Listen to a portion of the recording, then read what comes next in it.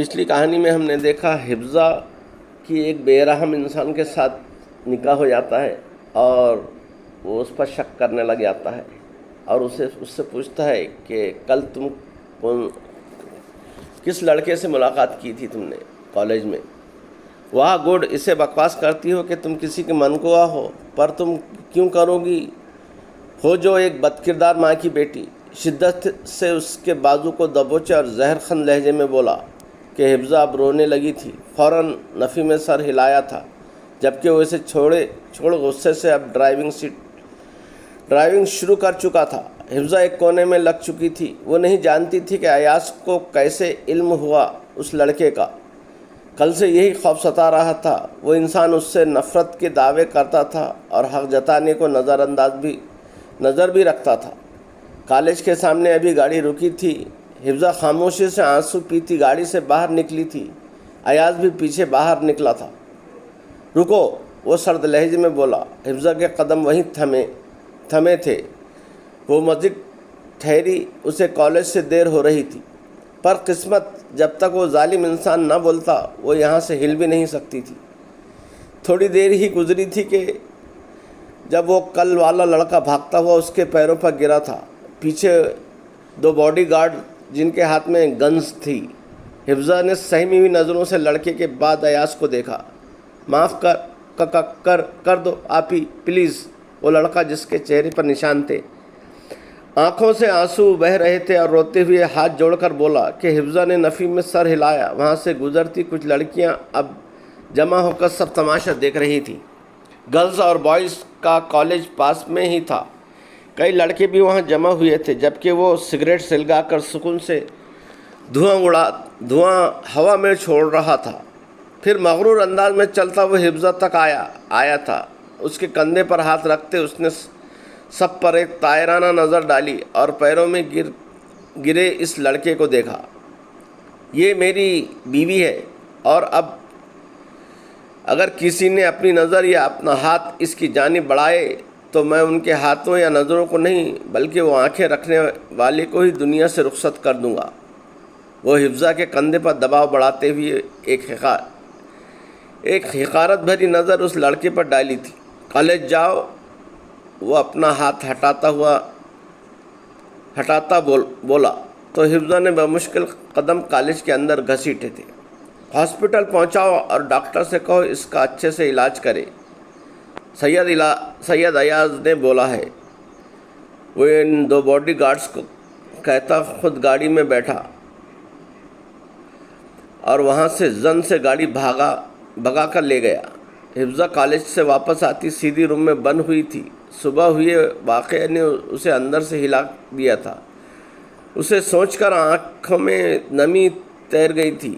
وہ کتنا بے رحم تھا۔ بابا آئی مس یو، وہ چہرے پر ہاتھ سجائے بولی تھی۔ اب بابا کی یاد شدت سے ستاتی تھی۔ اسے بس یاد تو اتنا تھا کہ ایاز ایک بار اسے بتایا تھا کہ اس کی ماں اچھی نہیں تھی، وہ اپنے شوہر ہوتے ہوئے کسی اور کو پسند کرتی تھی اور اسی وجہ سے وہ ان کے پاس چلی گئی، چاچو کو چھوڑ کر۔ تب حفظہ یقین نہیں کر پائی تھی کہ وہ وجہ جان گئی تھی ایاز کے اس رویے کی، اس اکھڑے پن کی، کہ وہ ناپسند کیوں کرتا ہے، کیونکہ اسے لگتا تھا کہ وہ بھی بھاگ جائے گی اسی طرح۔ اس لیے وہ نہیں چاہتا تھا کہ وہ حفظہ کو پسند کرے کہ بعد میں وہ اس کی کمزوری بن جائے۔ لیکن کب تک وہ ایسا کر پائے گا وہ خود نہیں جانتا تھا۔ وہ اس سے زیادہ بات نہیں کرتا تھا۔ سارا گھر حفظہ کو جیسے کاٹنے کو ڈرتا تھا۔ وہ اکیلے میں رو لیتی تھی، لیکن اس ستمگر کو کہاں خبر تھی۔ کاش آپ لوگوں کے ساتھ بھی میں چلی جاتی۔ درد کی شدت کو محسوس کرتے وہ روتے ہوئے بولی تھی۔ اس کا دن بدن اجنبی رویہ حفظہ کو اندر سے مار رہا تھا، لیکن وہ بھی تو ڈر رہا تھا کہ اس کے پاس جانے سے بہت جلدی ہے مرنے کی۔ اپنے پیچھے سرد آواز سنتے وہ حیرت سے لب بھیج گئی تھی۔ جلدی سے آنسو صاف کیے جب وہ اس تک آیا۔ ایسے رہنے سے اچھا ہے مر جاؤ، وہ روتے ہوئے بولی تھی۔ ایاز نے غصے سے اسے گھورا، لیکن شاید وہ آج ضدی ہو جانا چاہتی تھی، تبھی اس کی جانب دیکھتے ہوئے بولی، لیکن اس کی آنکھوں میں دیکھتے لہجہ خود بخود لڑکھڑا گیا تھا کیا تکلیف ہے تمہیں یہاں؟ وہ اس کا بازو دبوچے بولا تھا، جس پر درد کی پرواہ کیے بغیر وہ تلخ مسکرائی تھی۔ آپ میرے شوہر ہیں سائی، لیکن جب سے مما گئی ہے آپ کا مجھ سے بیہیو ناقابل قبول ہے۔ میری سمجھ سے باہر ہے، ان سب میں میرا کیا قصور ہے؟ آپ کو کیوں لگتا ہے کہ میں بھاگ جاؤں گی اور ان کی طرح؟ ضبط کے باوجود آنکھوں سے آنسو بہہ نکلے تھے اور بہتے ہی وہ لب بھیج گیا تھا۔ اس کے آنسو کہاں کبھی گوارا ہوئے تھے اسے؟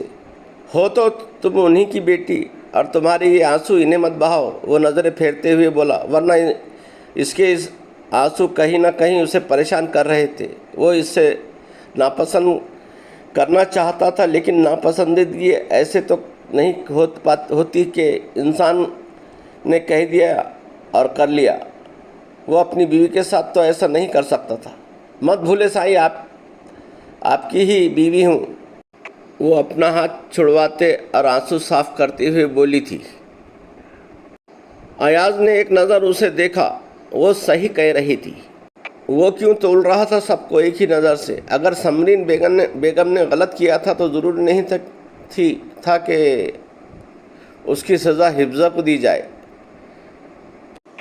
اس کے بعد کی کہانی ہم اگلے ویڈیو میں کمپلیٹ کرنے کی کوشش کریں گے۔ تب تک کے لیے اجازت دیجیے، خدا حافظ، ملتے ہیں اگلی ویڈیو میں۔